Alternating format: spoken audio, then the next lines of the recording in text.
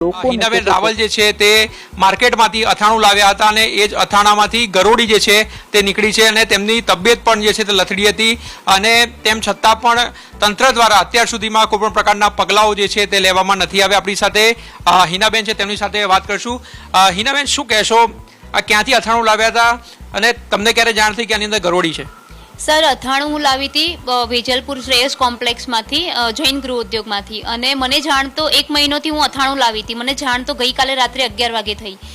મેં આનું મતલબ પોણા ભાગનું તો મેં ખાઈ લીધું છે અથાણું અને હવે થોડું જ બચ્યું હતું. એની અંદર મને ગરોળી મળી. કાલ રાત્રે 11 વાગે જ્યારે જમવા બેસી ત્યારે બહાર કાઢ્યા, જ્યારે કેરીના કટકાની સાથે ગરોળી બહાર આવી ત્યારે જ મને ખબર પડી કે શું છે આ. હું જેટલા દિવસથી હું ઝેર ખાઈ રહી હતી એવું લાગ્યું મને તો. ક્યાં ક્યાં તમે ફરિયાદ કરી છે બેનાની? સર, આ મેં પહેલે તો આ જોયું એટલે હું ચોંકી ગઈ કે આ શું થઈ ગયું મારી સાથે. પછી મેં જ્યારે ડબ્બા ઉપર એક નંબર લખેલો છે ડિસ્ટ્રીબ્યુટરનો, એમને મેં કોલ કર્યો રાત્રે. એમને મને એવો જવાબ આપ્યો કે ઠીક છે બેન, એમાં ડબ્બો તો તમને નવો મળી જશે, ફ્રેશ પેકિંગ આપી દેશે. એમને મને એવું કીધું. અને ઠીક છે, મેં એમને જવાબ આપ્યો કે સર, આ તમારો જે જવાબ છે એના માટે હું તમને કાલે લાઈવ કરીશ. મેં એમને રાત્રે ફોનમાં જ કીધું હતું કે તમે મને જે જવાબ આપ્યો છે એના માટે હું તમે કાલે છાપરે ચડશો, એવું મેં ચોખ્ખું કીધું હતું એમને. અને એના પછી એમને મને એમના તરફથી મને કોઈ એવું નહોતું પૂછ્યું કે બેન તમારી તબિયત કેવી છે, કે તમારે શું છે, કોઈ તકલીફ તો નથી, આવું મને કશું પૂછ્યું નથી. એના પછી મેં ફૂડ સેફ્ટીમાં કોલ કર્યો તો ફૂડ સેફ્ટીમાં મને એવું કીધું કે રોંગ નંબર છે. પછી મેં ટોલ ફ્રી ઉપર કર્યો. ટોલ ફ્રીમાં એમને એવું કીધું કે તમારે ડાયરેક્ટ કોલ નહીં થાય, વેબસાઇટ ઉપર તમારે જઈ અને તમારે લિંક સેન્ડ કરવી પડશે અને વગેરે વગેરે વગેરે.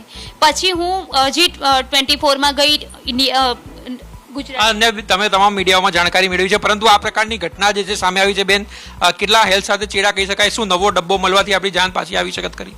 બસ મારું તો એ જ કહેવું છે કે મારે ડબ્બો નથી જોતો. અગર એ જવાબદારી લેતા હોય કે બેન તમને કંઈ થઈ ગયું હોય તો હું તમારા જેવા મમ્મી કે તમારા જેવા વાઈફ લાવી શકું છું, તો ઇટ્સ ઓકે, મને કોઈ વાંધો નથી. મને નથી ડબ્બો જોઈતો, નથી એમની કોઈ વાત બીજી સાંભળવી. મને ખાલી જવાબ જોઈએ કે અગર મારી સેહત સાથે કંઈ પ્રોબ્લેમ થયો તો મારા જેવી વ્યક્તિ મારા ઘરમાં જોશે, મને લાવી શકશે. શું તમે આ ડબ્બો કઈ તારીખ? તમે ધ્યાન નથી રાખતા, બસ ધ્યાન રાખો, કોઈની જિંદગી સાથે ખેલવાડ ના કરો. કોર્પોરેશનમાં તમે ફરિયાદ કરી બેન? કોર્પોરેશનમાં મેં કોલ કર્યો તો, મારી પાસે કોઈ નંબર હતો, મેં કોલ કર્યો તો, હજુ મને કોઈનો સામેથી કોલ આવ્યો નથી. આ દુકાનમાં તમે જ્યાંથી લાવ્યા હતા ત્યાં કીધું કે આ પ્રકારનું થયું છે? નહીં, હું દુકાનમાં ગઈ નથી સર, મેં ડાયરેક્ટ જ કોન્ટેક્ટ કર્યો. તો આ બેન જે છે તેમની તબિયત જે છે 1 મહિનાથી જે છે લથડી હતી. જોઈ શકાય છે કે આ શુભ જે છે તે કંપનીનું અથાણું છે. લખ્યું છે કે સ્વાદની પરંપરા છે, એટલે શું આ જ પરંપરા જે છે તે જાળવી રાખશે અને લોકોના હેલ્થ સાથે જે છે તે ચેડા કરવામાં આવી રહ્યા છે.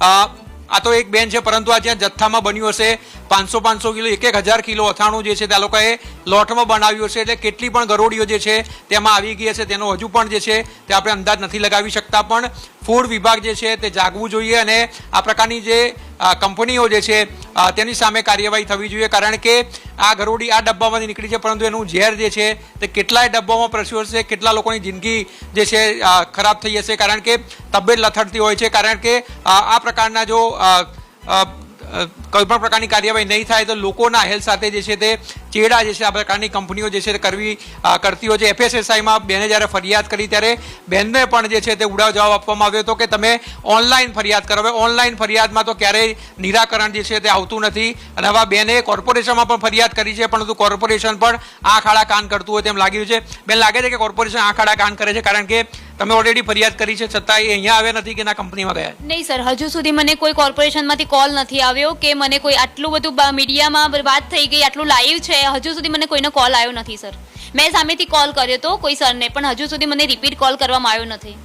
તો રિપીટ જે છે તે કોલ કોઈનો કરવામાં આવ્યો નથી, એટલે આ કંપનીનું જે લખીએ તો 3/5/24 મેન્યુફેક્ચરિંગ જે છે તે કરવામાં આવ્યું છે અને એની એક્સપાયરી ડેટ છે 1 મે 2025, એટલે 1 વર્ષ સુધીની કહી શકાય કે આમાં એક્સપાયરી ડેટ જે છે આપવામાં આવી છે. પરંતુ લોકોના હેલ્થ સાથે ચેડા કરવામાં આવી રહ્યા છે, તેમ છતાં પણ તંત્ર જે છે તે કોઈપણ પ્રકારની કાર્યવાહી જે છે તે નથી કરી રહ્યું. એડ્રેસની વાત કરવામાં આવે તો કોઈપણ પ્રકારનું આમાં એડ્રેસ જે છે તે સાણંદની અંદર આવેલું છે. શુભ અથાણા ભંડાર જે છે ત્યાં આનું પેકિંગ જે છે તે કરવામાં આવે છે. તમે જોઈ શકાય છે કે શુભ અથાણા ભંડાર છે, નલિની ભાગડ જે છે તે સર્કલ સાણંદ પાસે આવેલું છે, ત્યાં આ કંપની આવેલી છે. એફએસઆઈનું લાયસન્સ પણ મળી જાય છે, પરંતુ એફએસઆઈના નિયમો પ્રમાણે જે છે તે કોઈ પણ પ્રકારના પાલન જે છે તે કરવામાં નથી આવી રહ્યું. તેમના ઘરના પણ અંદર બાળકો છે, તેમની તબિયત પણ લથડી હતી, તેમના પરિવારની જે તબિયત લથડી હતી. ત્યારે જોવાનું એ રહે છે કે કોર્પોરેશન દ્વારા કયા પ્રકારની આગામી સમયમાં કાર્યવાહી કરાય છે. જી